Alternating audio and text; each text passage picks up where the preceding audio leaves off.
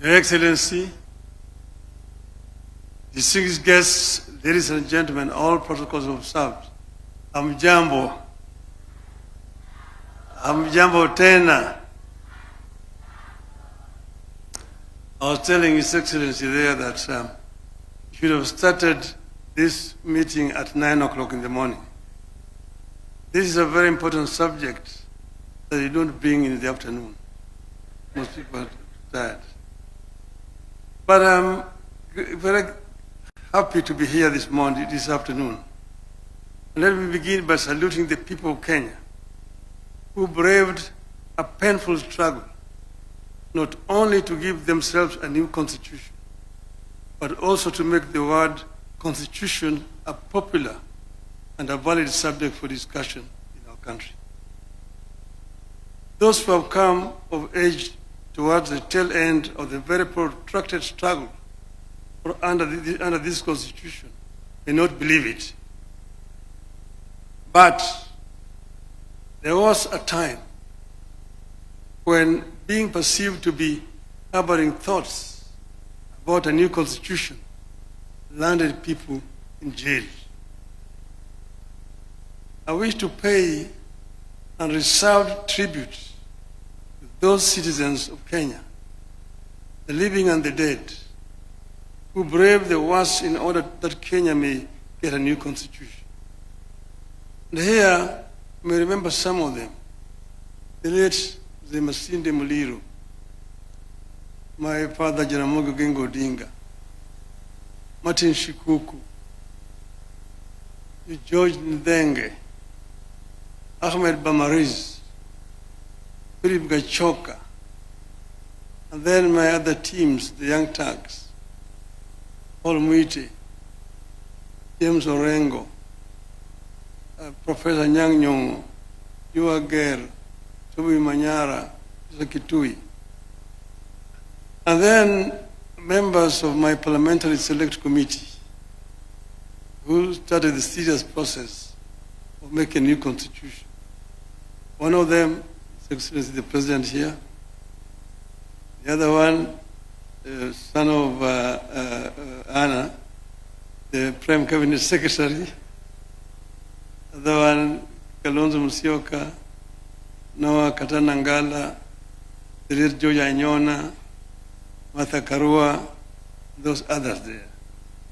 I want to congratulate all of them. There are so many other Kenyans who made it possible for us to have a new constitution. With the proclamation, I want to first say that I want to thank the government and the president for proclamation that has made this day a Katiba Day possible now and into the future. With the proclamation, you have transitioned from fearing to celebrating a constitution. It is my belief that this annual Constitution Day will be an avenue for a robust take on our constitution, what works and what is failing. That was never allowed in the past. I want to encourage Kenyans to engage with this new development now and into the future in the interest of our nation. I'm being very deliberate here in my reference to the nation. It is my firm belief that whatever dreams we choose to pursue, either individually or collectively, we need to have a country first. We must preserve the territory known as the Republic of Kenya first.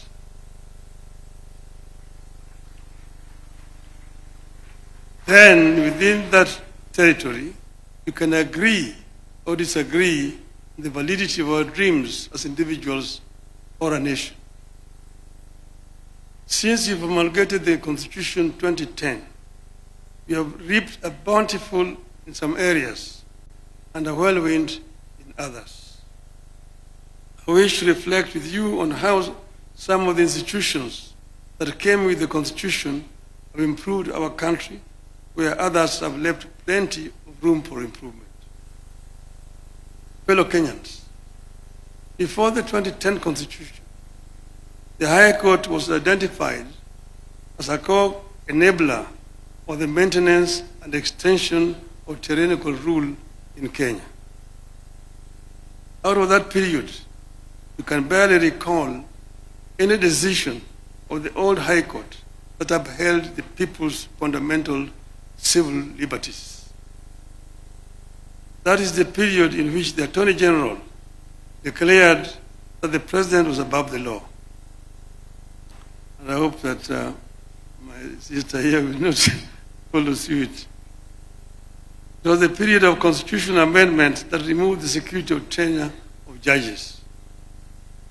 Since 2010, the Constitution and Human Rights Division of the High Court of Kenya has set itself apart from the Court of Appeal and the Supreme Court as the most effective vanguard of the people's fundamental civil liberties. The Constitution of 2010 came with a stronger mandate for the Auditor General.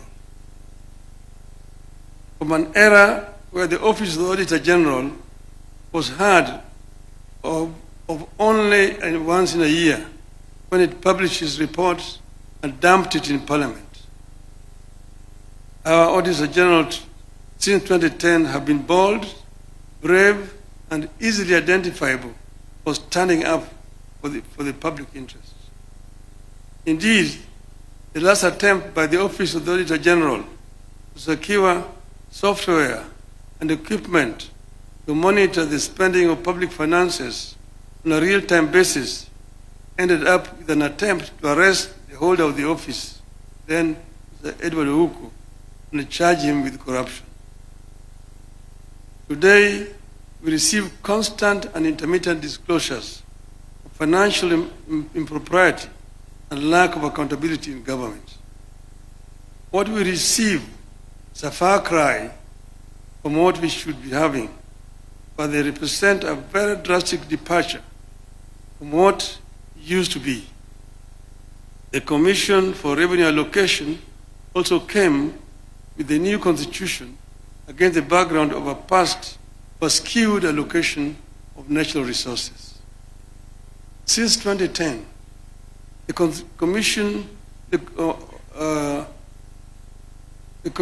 that was established to make recommendations concerning the basis for the equitable sharing of revenue raised by the national government between the national and county governments among the county governments has managed to do so without accusations of political bias. I believe that without the diligent work of the CRA, devolution would have become the single most divisive development in modern Kenya. Ladies and gentlemen, some of the institutions of the 2010 Constitution have let the country down, of course, in my estimation. The National Police Service, in my view, has left us worse off than we were before 2010. Abuse of the right to life, degradation of human dignity, torture and denial of security of person by the police have increased under the watch of National Police Service. While the current effort by the government to compensate victims of protests offers some ray of hope with regard to policing, it may be time for the country to rethink its approach to police reform. Your Excellency, I know that they have done it elsewhere. They did it next door here in Tanzania. In Tanzania, the police are civil. When they come to arrest you, they come and salute and say, "Ndugu, naomba nikushike." And then you say, "Twende."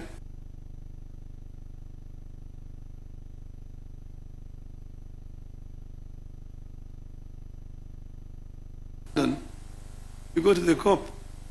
They call the Bobby. "Excuse me, could you show me the road to Trafalgar Square?" "Oh yes, Trafalgar Square, yes. Walk straight on. Turn to the left. 100 yards. Turn to the right. Straight on. You can't miss it." They say, Thank you. They says, thank you, sir. In Nairobi, you got lost. Afande, ninyeshe njia ya kwenda Kariakoo. Umepotea? Ndio. Wapi kitambulisho? Oh, sikubeba kitambulisho, niliwacha nyumbani. Una kitambulisho? Bingo. In the cells. Tomorrow you are in court, loitering with the intention to commit a felony. We need to change this. The Independent Electoral and Boundaries Commission equally stands out as an institution that has made no progress securing for Kenyans what they sought. The same issues that Kenyans faced in 1992 when it held its first multi-party elections still hound us. Let us hope that the new electoral commission that we put in place is going to make a difference. Confidence in the commission remains extremely low. Election officials and the processes remain some of the most distrusted and divisive in Kenya. Our elections are some of the most expensive in the world. That is, the cost of per ballot is much higher, 5 times it is in the United States. It never seems to matter how many times we turn over the commissioners or election technology. The doubts remain while the costs get higher. I want to hope that the latest version of IBC will tame the tide against the negativity and doubts that surround the institution. The Director of Public Prosecutions was also a new and exciting creation of the new Constitution. It has largely failed to deliver on the high expectations of Kenyans. Just 1 year before we promulgated the new Constitution, in 2009, Attorney General of Kenya was described by a special rapporteur of the United Nations as the embodiment in Kenya of the phenomenon of impunity. That description remains accurately descriptive of the office of the Director of Public Prosecutions in Kenya today. However, some of the institutions that came with the new constitution have lived below expectations. As a nation, we are in a better place and more hopeful than we were before 2010. And as we work to perfect the areas in which the Constitution is struggling, we also need to take a fresh look at parts of the Constitution whose implementation have been problematic. For instance, Article 1 of the Constitution tells us that the people may exercise their sovereign power either directly or through their democratically elected representatives. Kenyans seem to know how to exercise sovereignty through their elected representatives. You know, you go to the ballot, you elect your MCA, elect your MP, your women rep, your senator, governor, your president. There is zero clarity, however, on how to exercise sovereignty directly to achieve desired results. How do 55 million people exercise direct sovereignty?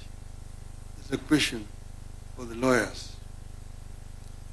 Secondly, I believe the time has come for the country to relook the whole issue of devolution. Kenya, in my view, is too tiny for 47 devolved units.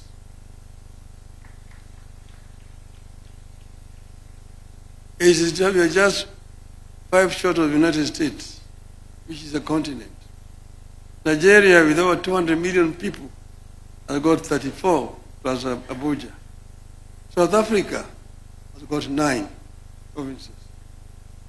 I won't advocate for abolition of any county, but I believe we are ripe for a 3-tier system that has county, regional, and national governments. I believe the articles introduced in the Constitution to strengthen the provincial administration need to be reviewed, the view to abolishing the system. This was an issue at Bomas of Kenya, the provincial administration. And we said it was a relic of colonialism that has no place in independent Kenya, yet we seem to be reviving it. We equally need a review of all the laws that create national institutions and funds for functions better performed by county governments. We are not opposed to implementing projects at the constituency. But under this constitution, constituency is not a devolved unit. Devolution has two levels, national and county levels. It is not right for the national government to jump the county government and create another unit below the county government where you call it NG. It is not necessary. Work through the county government. The money that we are giving to the people to go and implement projects at the constituency, give it to the counties. The county be the ones implementing. And let Parliament do what is constitutionally mandated to do. Representation, legislation, and oversight. Because if you are yourself a contractor and you are a member of Parliament, who is oversighting you? I've said this amendment that you brought to the Parliament, bring it there, but let us take it to the people. Let us take it to a referendum and test if the people will accept it. Let us check if the people will accept that members of Parliament can be oversighting and also implementing at the same time. Over this, there's no compromise. Tunaenda kwa wananchi. So, Your Excellency, I know that this particular stand is making me very unpopular, but I just don't care. I will stand my ground on this particular issue. With those many remarks, thank you very much. Happy Katiba Day.